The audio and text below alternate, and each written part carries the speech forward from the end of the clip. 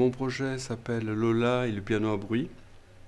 C'est l'histoire d'une petite fille des 12 ans qui a un frère des 5 ans, un petit frère, et qui est neuroatypique. Il a des problèmes de communication, des problèmes de comportement.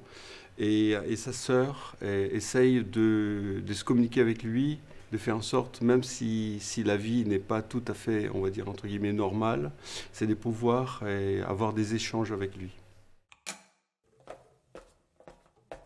Tu veux pas ranger tes céréales dans ton ventre?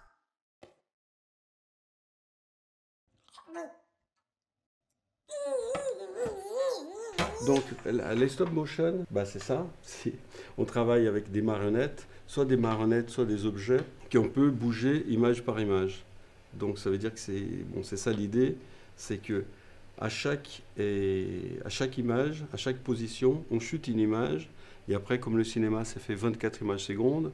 Et en général, on chute deux images, la même image à chaque fois, donc pour faire 12 images secondes. Et donc, du coup, on met dans la pose qu'on veut, on fait le mouvement qu'on veut. Tu entends? C'est rigolo, non? Ça gratouille les oreilles.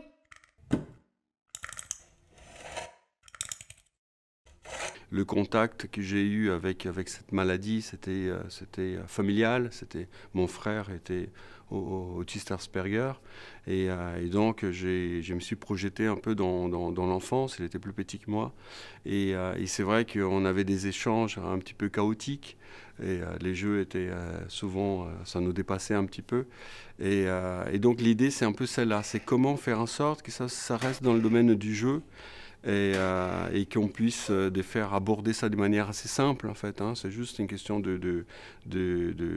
d'oreille, quoi, d'écoute, voilà, d'avoir envie de s'ouvrir à quelqu'un qui est différent et de pouvoir l'accepter un petit peu comme il est.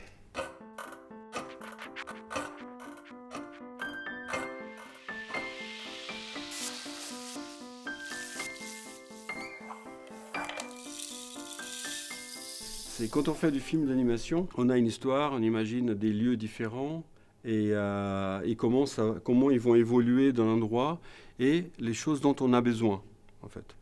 Et dans un cas comme ça, je me disais, donc il y a un style, formica, des couleurs, je voulais que ça soit quelque chose de vif, un petit peu daté, et donc c'est déjà un style graphique.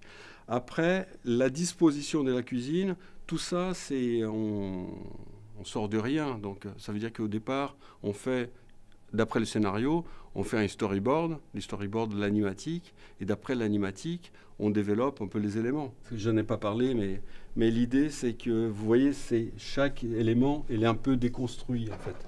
C'est un tout petit peu déconstruit. Et cette idée, c'est l'univers des Simons.